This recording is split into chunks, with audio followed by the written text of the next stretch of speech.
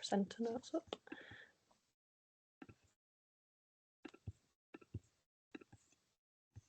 Oh, it's always a way, isn't it, when you test it and then when you do it again, it doesn't work. I'm just reading that.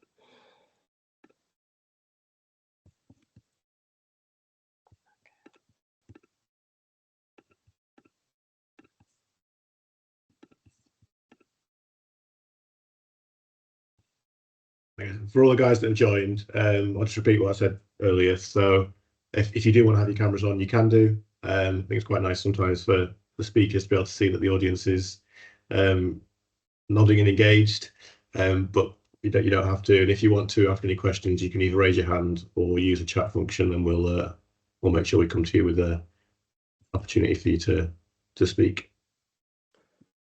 Awesome, thanks Kevin. Okay, I'll get cracking then. Time management, we want to make sure we're finished in time. Weirdly again, Steph, sorry mate, your camera's frozen again this time. Do you want to just try and sharing again and just see if it... Yeah, sure. Okay, is my camera working out? Right, your camera's on now, so let's see if you share your screen again, whether it freeze frames or not.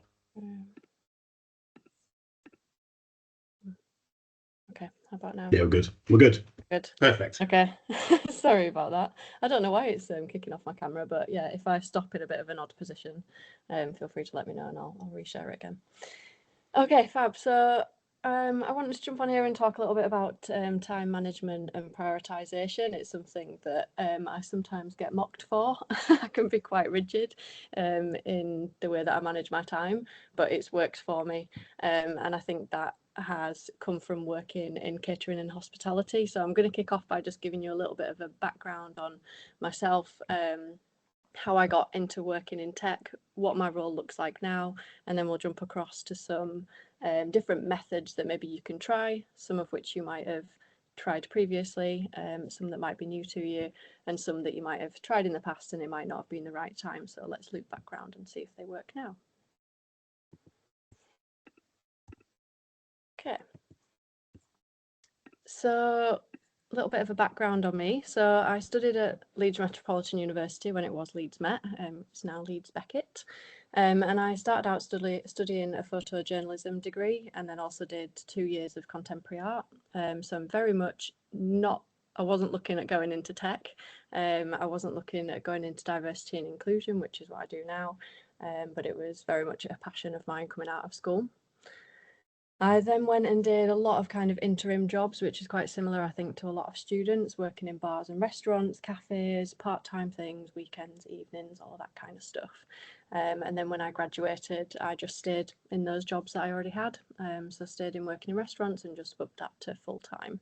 And I always describe those as jobs because they definitely weren't careers in my eyes. It wasn't something that I wanted to do long-term. It was to gain money, it was to meet people, and it was just to kind of, make a bit of a living at that time. After 10 years of working in hospitality, I got really sick of it.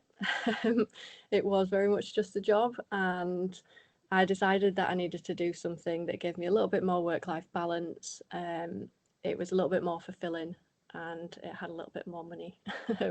So I actually went back to my university and talked to the careers advisor and said, look, I've spent 4 years at university, I've not got a job that I love, what do I do? Do I keep studying? Do I go into a different career? And if so, how do I even get into a new career? And they put me in touch with someone who had started her own hiring agency called Graft. So some people, if you're based in Leeds, you might have heard of Mel Parker from Graft Talent. And she met with me and she basically looked through my CV and made me realise that I had loads of transferable skills from working in hospitality and catering that could be applicable in the world of tech. And I thought, this is ridiculous. I can't code. Yes, I've got a laptop, but I'm not very technical. I've got no interest in working in, websites or software development, anything like that, because that was the only thing that I knew about that industry. But she saw that I had all these transferable skills and she put me forward for a personal assistant role at a tech company. So it was very much my step into this world of tech, understanding all the different roles that there were to offer, and how some of the things that I've learned in the last 10 years could be really applicable to a brand new role. At first, when she offered me this interview that she'd found for me, I actually kind of pushed back because I didn't realise that working with a recruiter was free for me. I was just completely new to this whole world. So yeah, I actually pushed back and thought, well, this is going to cost me loads. If she finds me a job, I'm going to have to pay her a lot of money. I didn't realise that actually the company does that and it was free for me. So if you are looking at working with a recruiter and you didn't know that, no shame in it, because I didn't either. So yeah, I took the leap. I went for an interview at a company called The Data Shed, which has now been acquired by the company that I work at currently, which is Hippo Digital. And yeah, I went in as a personal assistant. I was the first person to be a personal assistant to the directors in that company. So it was quite nice because I was able to shape that role, and my directors, my bosses at the time, they weren't sure what they needed either. So it was a really collaborative effort. It was a really nice way to change into a brand new career and not feel the pressure of other people saying, well, this is how you have to do it. And that was a really nice experience for me. So yeah, I got to have a look at what digital looks like, and then during my time at the Data Shed, I worked through a number of different roles, which I'll talk a little bit more about on the next couple of slides. So it was 6 years ago when I joined the Data Shed. It'll be 6 years in August, so yeah, coming up to my anniversary. So I joined the Data Shed as a personal assistant. I then worked through into an executive assistant role, then into employee engagement and office management, which was a dual role that I had there. And this was purely because I was really interested in people and working with people in the business, understanding the cultural aspects alongside the organisation of the business. At the same time as that, I decided I wasn't busy enough and I should probably get a part-time job on top of my full-time job. And I started working at a dance studio, which was opposite the Data Shed office. So I would work there 2 nights a week and at least 1 day on the weekend, just to get some extra money. So I was starting to kind of struggle a little bit with my time, just in terms of having any free time to spend with my family and friends. I then thought, why not just make this a whole other level, and I'll start my own business, because that seems like the sensible thing to do. I'll start a community interest company and I'll run it by myself. And this was just ahead of the pandemic kicking in. So I then had 3 jobs and we were locked down, and I had all of these different things that I was kind of juggling, but it was keeping me busy and it was keeping me occupied at a time that was really difficult. I'm sure a lot of people can remember those days when we were all locked in and you didn't have much else to do. So yeah, it definitely kept me busy, but it meant that I had to really be strict on my time. It meant that if I was going to be going into the Data Shed and doing my full-time job and being able to give my 100% there, I had to find other time elsewhere to focus on the other things. So especially when I started my business, I had to think about, where are these other extra pockets of time? Where am I going to get them? Are they an hour before I start working? Is it on a weekend? Is it an hour at lunchtime watching a webinar that's to do with my business and it gives me a break from my day-to-day job, and it means that I can go back into my afternoon at the Data Shed really focused on what I'm doing? So I really had to kind of compartmentalize all of the responsibilities that I'd then picked up. So I dropped the dance studio after 9 months, and around the same time I started to focus a little bit more on some freelance photography, which is one of my passions. So again, just it seems really silly, the amount of things that I was picking up, and a lot of my friends and family were like, oh, didn't you say you were doing this thing? And I'm like, I am, but I'm also just going to try my hand over here at this. So yeah, I kept myself quite busy over the last 6 years, picking up multiple things. And then in the last year, Hippo Digital acquired the Data Shed, and I've been there since August last year, doing a similar role. I dropped Inc 360, but I still do the freelance photography. So I've kind of always had at least 2 of these things going on at once over the last 6 years. The reason why I'm telling you this is just to kind of give you a bit of a background on where my head is usually at when I'm thinking about time management and prioritizing. I do try to juggle quite a few things. And this might resonate with some of you if you have businesses, you have side projects, you might have family or care and responsibilities. And I will caveat this with the fact that I'm not a parent. I do have my own car, so I don't have to rely on public transport, for example. So there are all these variables that we need to be aware of when we're looking at time management. I can only speak from my experience, but I do recognise that other people will maybe have just as many things like this on their list, but it might look quite different. It might not be all work things. You might have different pockets of responsibilities going on. So I absolutely love a certificate. I just love it. It's since I was younger, since you swimming, getting those badges that you'd stick on your swimming costume. I love a certificate or a badge. So in the last 6 years, these are all the qualifications or courses that I've gone on. The first half are all things that I've done through work, so things to upskill. Like I said, coming in as a personal assistant, it was a brand new world to me. So anything that was offered, anything that I could find for free, I was going to do it. I was going to learn. I was going to jump on the lunch and learn. So I was going to do the courses. And then the bottom half were things that I just did because I was either interested in it or it supported my business. Because again, when I started my business, I'd never run a business before. I'd never worked in the charity or third sector. I was going into digital inclusion, which is something that I wasn't aware of prior to starting the business. So there was a lot of things that I had to learn. And this again was just another layer of time management that I needed to consider. What are all the things that I'm going to have to learn to be able to do all of these things that I've just committed to? The one in the middle that's highlighted is the course that I'm currently doing. So I'm doing an 18-month apprenticeship alongside work, just to, keep myself busy, I guess. So it might sound like I've just not got a life. I do actually do things other than work and study. So I do absolutely love to travel. In the last 6 years, alongside all of those things, I've visited 13 countries. I've spent a lot of time with family, friends, and my partner. I love spending time in nature. Every morning I get up and do between 10 and 30 minutes of yoga before I have my breakfast. It's something that I've built into my routine over the last year because I knew I needed some time to be mindful. I knew I needed to start my day slow so that I could be more productive for the rest of the day. And so I've just built that in over time. So any tips like that, anything that you want to ask me during this call about, reprioritizing, let me know, because that's kind of a journey that I've been on in the last year. And I do love watching things like Married at First Sight. So I do love a bit of trashy TV on an evening as well. Okay, so enough about me. Hopefully that gives you an idea of why I wanted to talk to you about time management. So, like I said, when I first started working, kind of after my studies, I was working in catering and hospitality. And I kind of realised when I was thinking about this talk that there's quite a lot of similarities in working in catering as there is working in tech.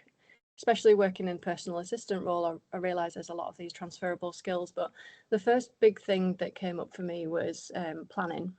So if we think about treating work like you are either working or eating at a restaurant. So in terms of planning, if you're going to go out for a dinner for a birthday, you would plan how many people are going to come. So you want to know how many people are going to be sitting on that table. You're going to think about what dietary requirements, who's coming, what might they like to eat, what do we need to avoid. You might have a little bit of politics in there. Who's going to sit next to each other? Is this person going to be by themselves? They don't know the rest of the group. Do we need to do some introductions at the start? There's all of these things that we consider when we're maybe going out for dinner or we're planning an event.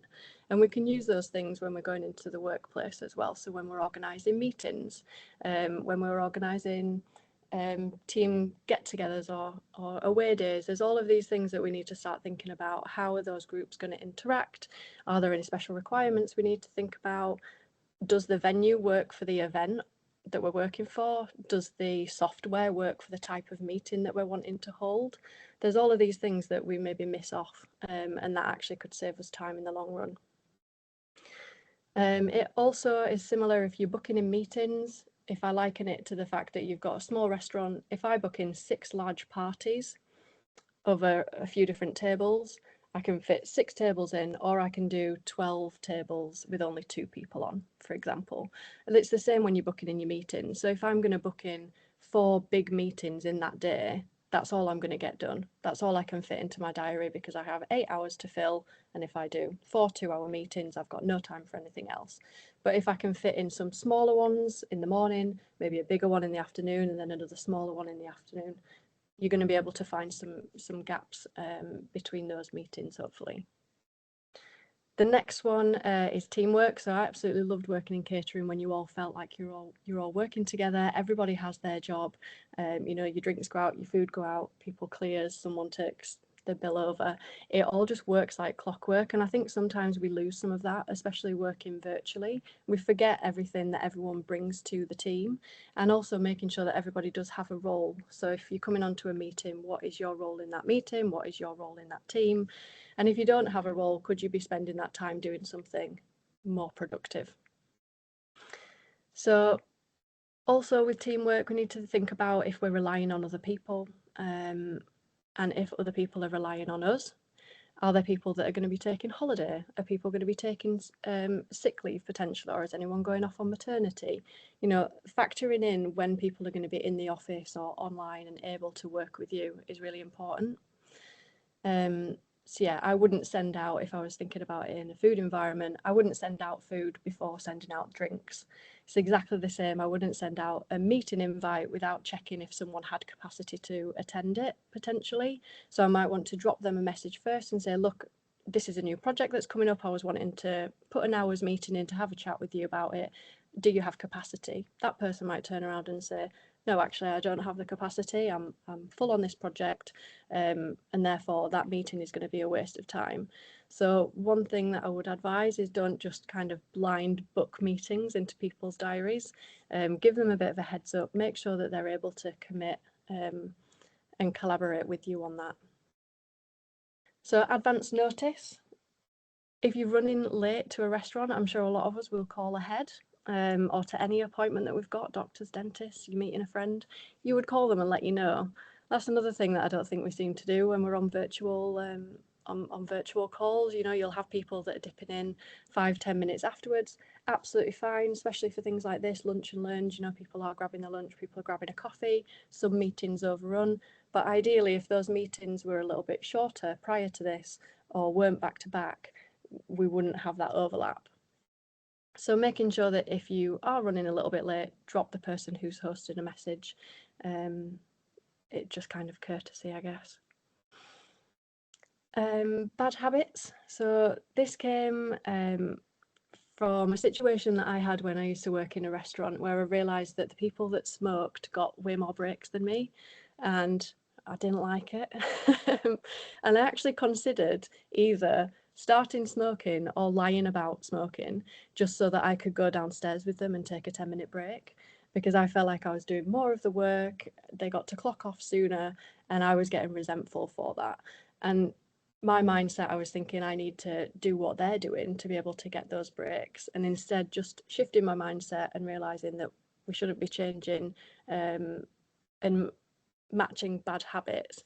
Instead, let's create other opportunities where people maybe can have more breaks, whether they don't smoke or not. Let's try and make it fair. So just in terms of, you know, if people are late to meetings, if people don't put agendas in meetings, if people don't accept or decline meetings, things like that, things that we can get into a bad habit with. Don't drop to those standards. Make sure you're keeping up your standards. And it could be that it's a cultural thing. You know, it might be something that you need to look at as an organisation, like, you know, why is this happening? If it's a repetitive thing and everybody's doing it, or is it just one person? But don't drop your standards. Set your expectations. So just like if you were going into a restaurant, I'm sure most people have eaten at places like Nando's versus maybe, you know, more high-end restaurant. When you come in the door, they ask you, have you been here before? Do you know how to order? You scan this code, or you go up to the counter, or we'll come over and take your drink order and your food order. You pay at the counter. They give you these instructions. So as soon as you sit down, you know what's going on. You know what I'm supposed to be doing. I know why I'm here, and I know what's expected of me. And I see that in exactly the same way. If you're joining a call, what's expected of me, just like Kevin did at the start of this, you know, if you want to ask a question, raise a hand. If you want to put something in the chat, there it is. It's going to be recorded. It's just making sure that people join a call or join a meeting and they are aware of what's expected of them on that call or in a physical meeting. I realise I keep associating this with virtual meetings because I don't attend a lot in person, but hopefully a lot of it carries across.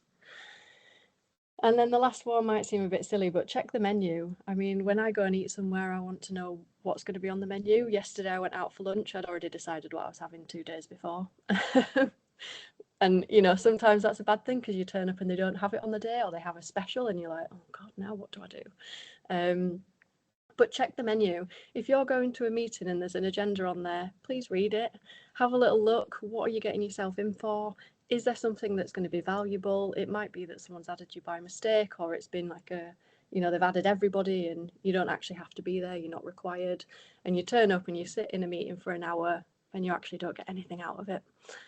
So double check what the meeting is about before you attend it. Okay, so this is an example of my work calendar. This to me is quite a plain week. I love colour on my calendar. So when I first started as a personal assistant, I had two directors that I was working closely with, and one said, "You're making my calendar look like a unicorn's thrown up on it." He'd never had anybody go into his calendar before. Everything was just this horrible grey colour, and I was like, okay, we can have some fun with this. So I started to bring in labels. This might be something that's quite simple for a lot of people, but I have chatted to a few people at work before and they've never used labels on the calendar, so I'll go through this with you. So for me, the way that it works is purple is personal, blue is to do, green is any internal meetings, yellow is a talk or a webinar, or maybe I need to go to a physical talk. Red is anything external, and aqua, or like this kind of teal colour, is any kind of studying or learning that I need to do. So at the moment it's my apprenticeship, but it might be that I've seen a paper that I really want to read, or a webinar like this has been recorded and I didn't get to watch it live, so I'm going to put that in my kind of learning bucket and spend some time on that. So that's just how I colour coordinate it. There's loads of different ways that you could do it. One rule that I keep in my head is blue can be back to back, but green needs a gap. So basically any of my to-do list that goes in blue, those things can shift and move as other priorities come in. But I know that I need to keep time for them, so they have to go in my calendar and not just written in a notebook. The back-to-back things, all of my tasks, I could just sit for a full day if I didn't have any meetings, and I could just work through my tasks back to back. If I finish something early, grab a cup of tea, come back, do my tasks, and it's just like a rolling list of things to do. Whereas my greens, they're my internal meetings. I want to try and keep those to 45 minutes or an hour and 15, if it would normally be an hour and a half. I want to kind of chop 15 minutes off my standard meeting time, because if we were in person, we would go into a meeting room, meeting starts at 10, we might get in the meeting room, we set it up, we plug things in, hi, how are you, how's the weather, we have a chat. We don't actually get started until probably 10 past. And then the same happens at the end, we're all getting up, we're tidying up our bags, we're having a chat, and then the next group of people are trying to come into that room. And it just means there's a knock-on effect for the rest of the day. And it's similar when we're looking at virtual calls, so maybe you have to update Zoom, or you might, like I did, have to be resharing different stuff, so it doesn't always run to an hour. And then if that runs over that hour, you've then maybe had a knock-on effect onto someone else's day. So try and chop that down. If you can get it down to 45 minutes, 50 minutes, it gives you that 10 minutes of wiggle room. And if you don't have any issues that come up, then you can go and grab a cup of tea, you can go and hug your cat, or go to the toilet, or do whatever you want to do with those extra 10 minutes. So yeah, this is how I like to kind of organise my day. The reason why I don't just write it down in a notebook, if someone asks me to do a task or I find out there's something that I need to do, I'll go into my diary and I'll have a look at how long I think that task might take. And it might be that I've done a similar task in the past, so that I can go back into my calendar and think, okay, last time I did that, it took me an hour and 20 minutes. Okay, that was because I was learning how to do it, so I think I can probably do it in an hour. So I'll whack it in my calendar for an hour. Instead of writing it down in my notebook where it's just a list of tasks, I've got no kind of sense of how long that might take me and how many things I can tick off in a day. It also makes it really hard to prioritise what might be a task that relies on another task. So this way I can look at my whole week and think, okay, if I need to do that on Friday, this needs to happen on Thursday, so I'm going to move it to Thursday. And it just gives me that flexibility to keep moving things around rather than crossing it out in my notebook. So I've found that this has been really helpful for me over the last few years, especially when I came in as a personal assistant, just being able to have things very visual and I'm able to move it whenever I want. So if you haven't tried this, I would definitely recommend it. I use a Google Calendar, but it works the same on Outlook, being able to give yourself labels. And for some of you, you might have heard of the phrase eat that frog. So just getting the things done that you don't really want to do as early as possible. So sometimes I'll just have a really boring day. I'll put all the stuff that I don't want to do, all the things that make me sad or bored, and that all goes in one day because it means that I can't choose other things from that day. If I have really exciting stuff and really boring stuff, you can guarantee I'm going to choose to do the exciting stuff and I'm just going to move that and shuffle my boring stuff up. If I've just got a full day of boring stuff, I'm going to get boring stuff done. So I would say try to group them together if you've got some stuff that you don't really like. And if you can get them done in the morning, then fantastic. It just means they're out of the way. I would also say if you've got anything that is a priority, try and get that done first thing because we all know what it's like. You come into work and there's messages all afternoon, you know, other people are needing things from you and the day can just fly by. So if you get all of your priorities and your boring stuff done, the afternoon should be feeling a little bit lighter. Okay, so meeting wise, I've kind of focused quite heavily on meetings for this time management talk because I think they take up quite a lot of people's time. We have a lot of meetings talking about meetings and we don't get as much stuff done.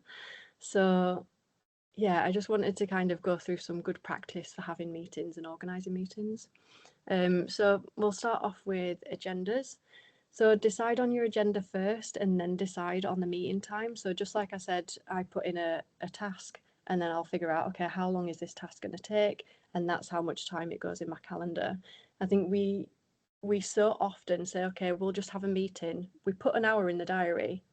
We've got no agenda attached to it and we don't know how long it's going to take. So it could end up being half an hour. Great, you've got half an hour back. But you might have missed something else that someone else wanted you to do, or it overruns and we don't get to where we needed to be because we've not planned the time. So make sure that you are planning your agenda and then setting the time associated with that, and that'll hopefully help you choose who needs to be in that meeting as well. Try to keep it to 5 points or less so that you're not overrunning the time and you're not overwhelming people. And it's better to get less done properly than try and cram it all in and then people are confused at the end as to what they're supposed to be doing off the back of it. You could, if you feel like people are attending your meetings and not really paying attention or they're not sure why they're there and it becomes a reoccurring thing, you could add a call to action at the bottom. So I've seen some people say like, bring something green and square to the meeting. And it checks if they've read the agenda. If they turn up and they've got something, you're like, great, you've read it, you know why you're here, you've already fulfilled something, we're starting on a good foot. So just a little kind of test if you've got some people that turn up and don't really interact or they're not really sure why they're there, that might be helpful. Scheduling tools. So again, in my calendar with Google and with Outlook, I'll use the scheduling tools. So you can go in, if you starting a meeting with someone, you put their name in, it will usually give you a recommendation on what time is going to be best for both of you so that you can make sure that you're not overlapping meetings. So if that's something that you've not looked into before, I'd recommend doing that. Sometimes you can share calendars between your colleagues so you can see exactly when they're going to be busy so that again you're not double booking.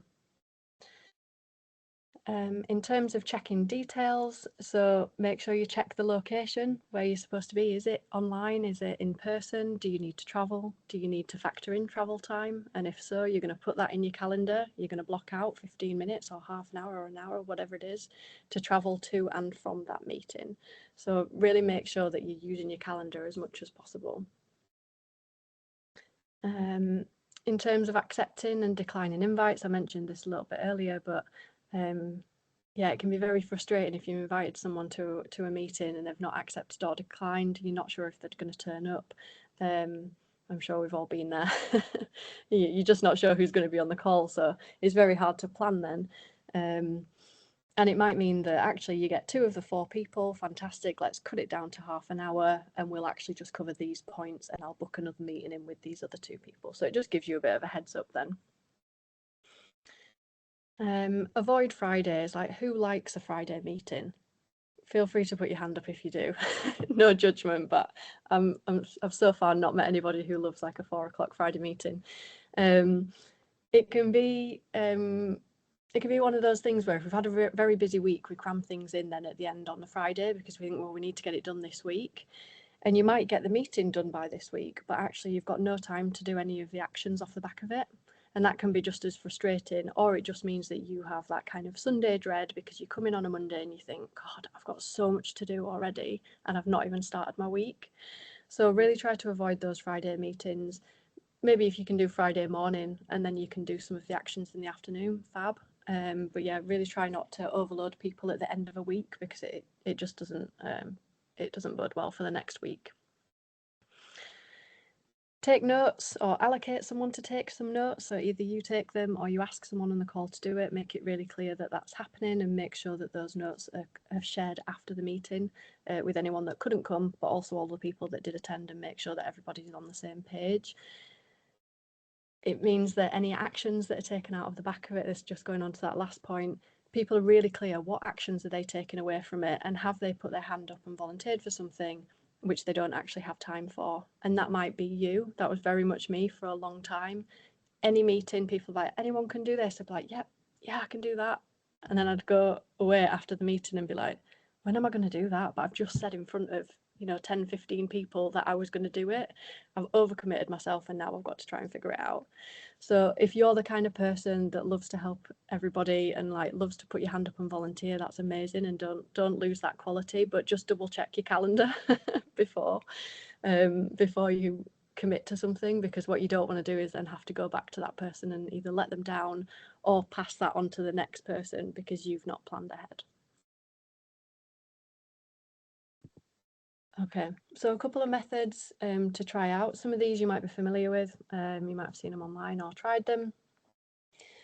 So the circle of control, this is something that people might have heard of in a different context. It's sometimes used in coaching calls, and it's sometimes used when we're talking about anxiety or worry, concern, and thinking about what is in my control. So if we look at the picture on the left, this is by Colin Scotland, and it looks at the 3 circles of control. So the smallest circle is the circle of control. It's the things that you can control. The medium circle is the circle of influence, so anything that you can influence but you can't control. And then the largest circle is all of the things that you are concerned about but you can't control. So one of the methods that I like to use, I've changed this slightly to kind of fit more with time management, but it's in a similar way. So what I like to do is think about my circle of control is the biggest circle. It's all the stuff that I can be in charge of. So if we look at the green circle there, it's all of the scheduling of our day. It's making sure that we have a lunch break booked in. You might have things like school pickup, get that in your calendar. That's something that you've committed to. That's something that you need to do. It's a priority for you. Plan your breaks in. Do your scheduling of your day. Figure out what works for you. Are you a morning person? Are you an afternoon person? All of those stuff you can control. You've then got the middle section, which is us. This is all the stuff that you might have to collaborate on. It might be that it needs to be a conversation with people. So it is kind of in your control, but it is reliant on other people as well.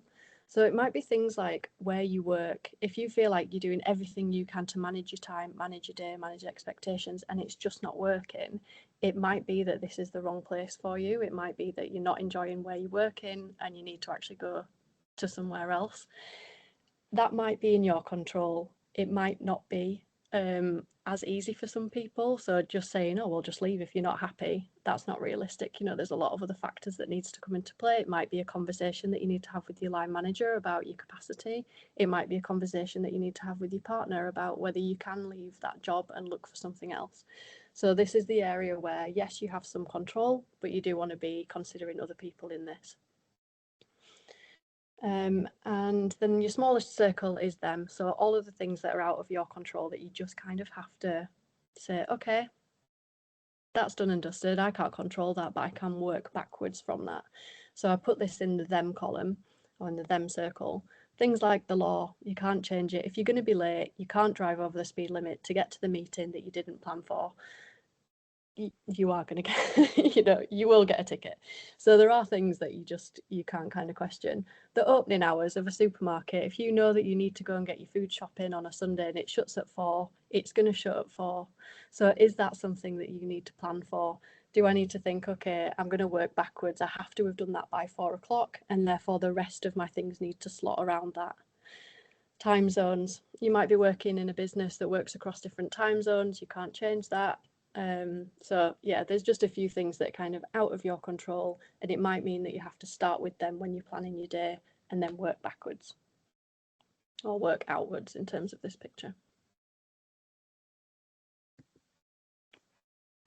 So another method that you might have seen, I couldn't actually find when I was looking back at this. This is something that I found a few years ago. I couldn't find the original source, so I'm not sure who to credit this to. But the 12-minute meeting is something that I learned about, and we trialled it at the data shed for a few smaller meetings. I will caveat this, it doesn't work for things like board meetings. If you've got a really big meeting with lots of people or you've got heavy discussion, 12 minutes probably won't be enough. But generally, if you just need a bit of a catch up with your team, you can try this method out. So the first 2 minutes of the meeting is the intro. The intro could be, hi, my name's Steph. These are my pronouns. This is my job role. It could be all of those different kind of things. It could be, hi, these are the things that I have ready for this meeting. This is why I'm here. These are the questions that need answering. It could just be introducing the topic as well. So it doesn't just have to be a personal introduction. It could be an introduction to the meeting. The second 2 minutes are for, or the second set of 2 minutes are for any questions. So you might have people that have turned up to the meeting that aren't sure why they're there or what they need to contribute. It might be that you need to establish if the people on the call have done the things that you agreed in the previous meeting so that this meeting can go ahead. And if some of those questions come back saying, no, I haven't done it, no, I don't have this thing, no, that stakeholder's not available, whatever it might be that we pause there and we rearrange this meeting. So straight away, you know if this meeting is going to be productive or not. You've then got your second half of the meeting. So 6 minutes is your ideas and your suggestions. So making sure that people have a chance to collaborate, they're sharing what they need to do, whether that's verbally in the chat. You might use things like a Miro board, or you might have a whiteboard if you're in person. So 6 minutes doing that. And then 2 minutes just summarising what you've talked about and allocating any actions out, making sure everyone's on the same page. So it might seem quite quick. Like I said, it's not going to work for every meeting, but if you've got a catch up with your team, I would definitely recommend just trying this out, see what it's like trying to run a 12-minute meeting, book it in your calendar for 15, so you've got that wiggle room of people joining and people leaving. And yeah, just see how it goes. It's quite a nice way to kind of keep everyone on track, and it builds a little bit of morale because you'll have someone who's needing to watch the clock, you'll have someone who's working through this list, and it can build up a little bit of buzz. But if you can then repeat that for the next few meetings, you might find that this is a new way of working that you can get to grips with. Okay, the last method, hopefully people recognise this guy. Anybody recognise him? It's Jeff Bezos. So the last one that I wanted to talk through was the 2 pizza rule. Some people might have seen this written about. So essentially the 2 pizza rule was a rule that Jeff Bezos brought into Amazon, which was you shouldn't invite more people into a meeting than you can feed with 2 large pizzas. Depends how much you like pizza, I guess, how many slices you're going to eat, but you need to be able to feed everyone with 2 large pizzas. There's a little bit of diagram here that was written in a book that I found, which shows the positive and negative energy of having too many people on a call. So sometimes you can invite 15, 20 people on a call. There's no way that everybody's going to be able to contribute. Is it a meeting to discuss something, or is it a meeting for you to just share information? And therefore, could that information have been put in a Slack message or an email instead? And then you could book in a call at a later date if people have questions for you. So just really establishing, why are we meeting? What kind of meeting are we having? And are the right people in the room to make that meeting productive? If you've got more than 9 people, it might not be very, very productive. You might have people that aren't paying attention. You might have people that aren't able to input and then they get frustrated or drop off early. So yeah, have a think about how many people you're bringing in. If you can feed them with 2 large pizzas, you're probably good. And this was actually backed up, so they did a little bit of a scientific experiment on this at Stanford University, and they found that it was 7 + 2 participants that makes the perfect productive meeting, which I'm not really sure if that just means 9 or not, but yeah, we're looking for less than 9.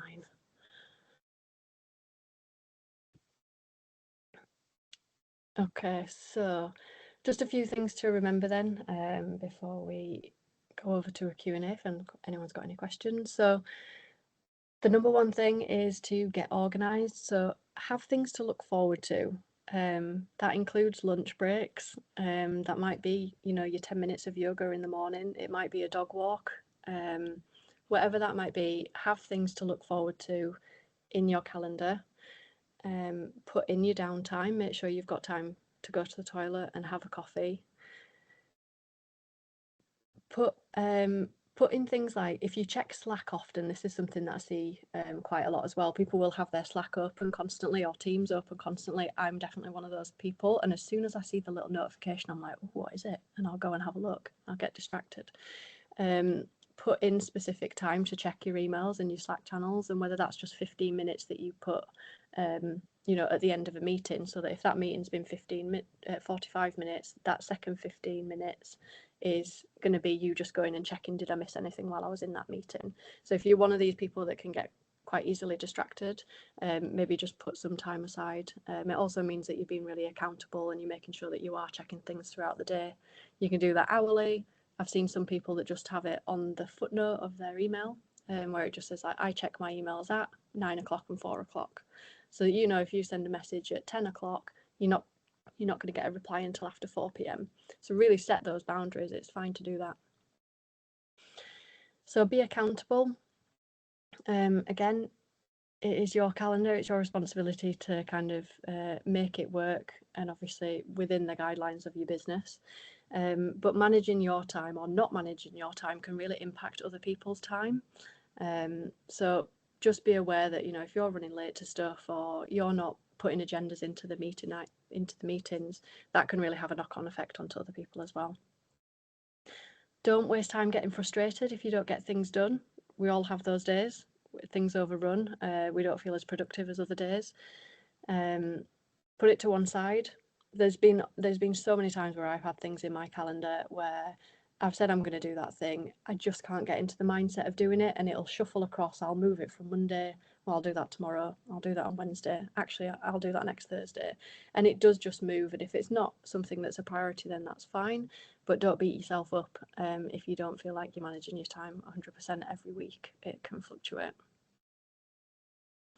It might be that you need to work with a buddy. So I've seen some people as well work online where they've just sat with one other person on a call. They're not having a meeting, but they're working on a similar thing, so that if they do have questions or they look like they're getting their phone out or they're getting up and they're doing stuff, the other person can be like, oh, hey, what are you up to? Like, where are you up to on this document? If you need someone to keep you accountable, that's fine too. And it might be that outside of work, you have things like these timers that tell you how long you've been on social media, or you might have dark mode on your phone. I have it so that at 10 o'clock everything goes black and white on my phone. I know it's time to turn off, not use my phone anymore and go to bed. It keeps me in a routine. So it might be that you need to find things like that throughout your working day just to keep you on track.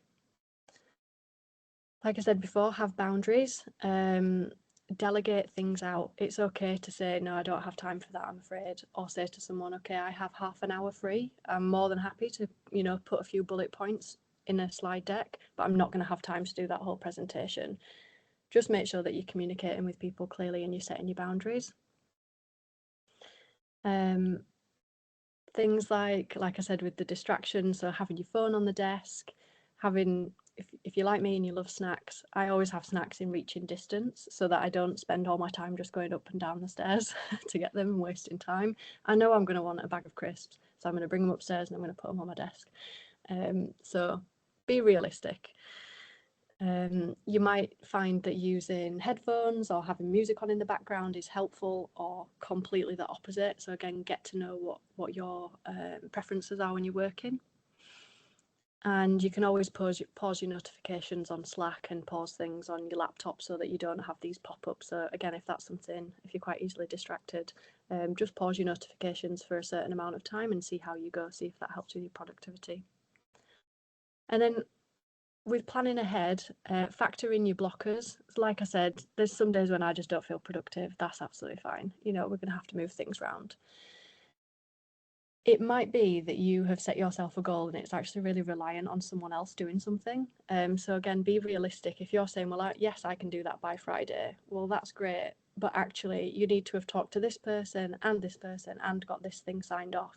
So again, work backwards. If you said you could do it on Friday, well, actually, can this person do for Friday? And can this person? So just be really aware of what you're agreeing to doesn't necessarily just mean that it's that one action. It could be reliant on a whole bunch of other stuff. So think about that when you're accepting tasks. And then split up your week and your month. When I'm thinking about time management outside of work, I do use a to-do list. I have a list just kind of on a document with a tick list, and I'll go through and I'll say, okay, everything this week that I would like to get done, preferably, and that'll be in a list. And then I'll have a this month list. So it's all the nice to haves. If I get everything done this week, I'll move something up, but if not, it'll happen at some point in the rest of the month. So again, it might be that you don't necessarily use calendars outside of work, but something like a to-do list, you might find that really helpful just to visualize everything that you need to do and then shuffle things around depending on what else comes in. And lastly, spend time making time. My favourite Friday task is just to go through the next week, have a look at what you're going to be expected to do, get familiar with your calendar, spend 5, 10, 15 minutes making time, because if you do that and you plan ahead, it's going to be a lot easier the next week. And yeah, hopefully a lot less stressful, and you can kind of already start to see if there's issues coming up. Okay, that's something that I need to reprioritize for Monday, for example. So spend time making some time is my biggest bit of advice. Okay, I think that's everything. 10 minutes to go. Okay. Time management. I was like, if I overrun on a time management call. Great. So yeah, open to any questions, or if anyone wants me to go back over any of those things, well, I'm happy to. Cool. Thank you, Steph. If anybody's got any questions, feel free to raise your hand. We can come to you or use the chat. A quick one from me. Have you found that your positive behaviour towards time management in regards to meetings has rubbed off on other people in the business, or do you have any suggestions on how to influence people to utilise the same approach that you have? Because agendas, I think, to make sure, we naturally book in half an hour or an hour slots, don't we? We don't think about, do we need 12 minutes or 47 minutes? It'd be so well with you doing that, but if half the meetings you go to are booked by someone else, then you're going to miss out because they're going to do things the wrong way. So what have you found works for you in that sense? So I've had mixed feedback, I'm going to be honest. So like you've probably been able to tell, I'm quite rigid in the stuff that I do. I'm quite comfortable with kind of pushing back and setting some boundaries, which some places works great, with some people it works great, other people not so much. So I have had people that will look at my calendar and be like, oh my God, you need to be more flexible. And it's just about having that conversation saying, I am, like, all of this stuff in blue, it can absolutely move. Like, or drop me a Slack message and I'll show you when I can book things in. So I think having that really open communication, doing things like this, just sharing how you work with your team, and maybe seeing if that influences anybody else. It might be that I've been doing it completely wrong. So I'm always open to having that feedback and having those open discussions, because this is how it works for me right now, but actually someone might be doing it way better than me, and I would love to find out and learn from them. So I think having open conversation, being able to give feedback as well, which I guess is a whole other topic, but being able to, sit down with someone if they are late. Or I'll go back to your agendas point, actually. So when I first started at one organisation, I would get meetings put in my calendar that just said, like, my name and the person's name who's booking it in, no agenda. They hadn't talked to me on Slack prior. I had no idea what it was about, so I couldn't prepare for the meeting. It made me feel quite anxious, because I was always thinking, like, is it going to be something bad? Are they going to invite someone else in? I can't prepare. So I would accept the first few when I'd first started working there, but after a while I just messaged that person and said, you know, it's making me feel quite uncomfortable not knowing if I can prepare for a meeting. I want to make sure it's really valuable for both of us. So is there anything that I need to prepare for this meeting on Wednesday?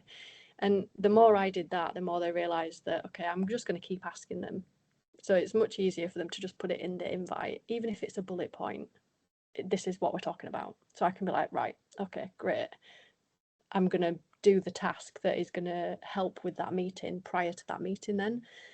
It's just kind of having that open conversation, I think, and being able to give that feedback and say, like, look, this isn't working for me. Can we try this other thing out? And try and find a middle ground. But yeah, it got to a point where I just stopped accepting them, or I would just decline the invite and say, I'm really sorry, I can't accept this invite because I don't know what it's about. So I guess it depends who it's with, what the culture is like at your business, and how willing you are to kind of push back, and what the relationships are that you've got, I think. So that's a bit wishy-washy. That's good. Any questions from anybody else? Yeah, go, Elena. Yes, I have a question out of just curiosity. How did you become so well organized? Was it like, have you always been so like task oriented and very like organized in everything? Because looking at the way you work and looking at how you organize your calendar, it seems like you like everything to be, you know, very detailed and very accurate. So have you always been like that? Because some people are naturally born that way. Or was it something that you had to work at? I think to be honest, it is just a bit of a character trait. I think I've always kind of been like that, and for as long as I can remember, I've always juggled multiple things, multiple jobs, multiple sports teams, you know, doing stuff after school. I've always been someone who's just been very busy, so it's just something that I've kind of learned to manage. I think definitely in the workplace it came from working in catering, because there was one establishment where I was managing kind of 16 people who were some part-time, some full-time, some had these skills, some were under 18, so couldn't serve alcohol. So it was like you've got all of these different moving parts, and then you've got all of these customers, and you've got to keep a smile on your face, and you just kind of tread in water. And it's that, what is it, like a swan, where you look calm and then your feet are like going under the water. So I think working in those kind of establishments taught me how to be really organized and look at the bigger picture, and being able to kind of almost like stand behind the counter, look into the restaurant and be like, what is going on? That person's drinks ran out. That person looks like they need to pay. There's someone coming in the door. There's a table upstairs that needs to leave. And it's like, you've just kind of got to manage it. So I think, to be honest, that's where my time management skills really developed, was working my way up in that industry and getting to a point where it all kind of fell on me to manage all of those people and manage everything that's coming out of the kitchen, for example.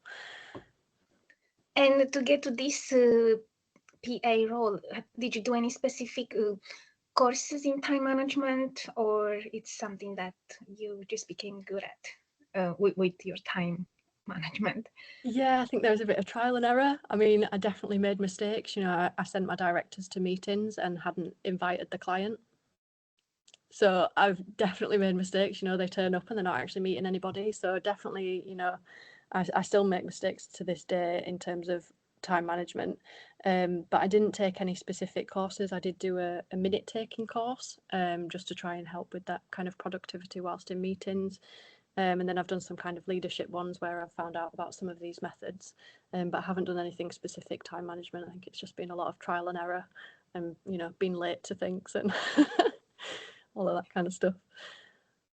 That helps a lot in learning. I think when you make a mistake, then you don't repeat that again. Yeah, absolutely. Yeah, and even if you do, then you're like, damn, I knew I should have written it down. Like, why did I make that mistake? But yeah, and I think as well, there's like you say, some people are kind of born with these skill sets, and I also just want to put the point across as well that obviously we've got people who are neurodivergent. So, you know, we've got people who maybe with ADHD will think in a totally different way when it comes to doing things last minute or prioritizing and getting distracted. So yeah, I've got myself and one of my really close friends are complete opposites in terms of the way we approach our calendar. Hers is like all crammed in, everything done in 10 minutes, but it's fantastic quality. Whereas for me, it might take a little bit longer. I've got to plan it out, and that works for me. So yeah, I guess recognizing that in your teams as well, that not everyone's going to do it in the same way, and that might be preference. It might be because of something like a neurodivergence. Yeah, absolutely. I'm neurodivergent as well. I have ADHD, so apparently Okay. for me it's really hard to do the tasks the way you do it. So yeah, it's good to see it from your perspective. Yeah. Do you have any tips that you found, or have you found anything that's helped you with your time management with the ADHD in mind? No, because I've just discovered that I have it in the last few months, so I'm still working towards planning my time better. Yeah. Oh, well, hopefully some of those tips might help, but yeah, you'll find something that really works for you. Yeah, no, this is great. It helps a lot just to figure out a way that will work for me. Yeah, right. So I don't know how my dog's learnt this, but she has just come in to tell me it's 1 o'clock and that I need to take her for a walk. So that's my time management technique is get a service animal to remind you of certain key milestones. Final question for me, Steph. You mentioned meeting scheduling tools. So I know there's things, obviously collaboration tools where you can check diaries and stuff, but do you ever use things like Calendly or the feature in Outlook where people can book time in your diary? And if so, how do you, obviously there's certain measures you could put on that to police it. How do you go about that to make sure you don't get overwhelmed with requests that you don't want? Yeah, that's a good shout. I've only ever used Calendly. I used that in my business actually, just because I found that quite useful, just for people booking in those times. And I would just kind of dedicate a specific time. I think in Calendly you can put your times, can't you, that you're available. So I would maybe do an hour or an hour and a half in the morning and an hour and a half in the afternoon, so that it was like, okay, that person's got a choice of when works for them, but these are the times that I can do based on my other priorities. So yeah, I use the tool in Outlook, and I'm sure you can do the same thing, but I have it set so that people basically have carte blanche access to my diary, but I set it so that they can't book a meeting less than 2 days in advance, so that I don't get any surprise meetings that I'm not prepared for the next day. And you can pick meeting categories, so they have to select: is it to talk about women in tech program, is it to talk about recruitment? So they don't leave any notes. At least like have some idea of why they might be trying to have my time. Yeah. I love that. I might have to try that. Yes, it's just like that. Cool. Well, we've reached time, bang on time actually, so that's good. Thank you very much, Steph. Appreciate it. Really, really good, mate. The session will be recorded. If there are any tools or anything that you want to share with the guys afterwards, Steph, let me know, and I'll make sure they go out with the recording as well. Great stuff. But yeah, thank you very much, and thanks to the people that tuned in. Thank you. It's been very useful. Thank you so much. Thank you. Feel free to reach out on LinkedIn if you want. Thank you. Yeah, that Cheers, would be guys. great. Bye. Thanks. Bye. Bye. Bye.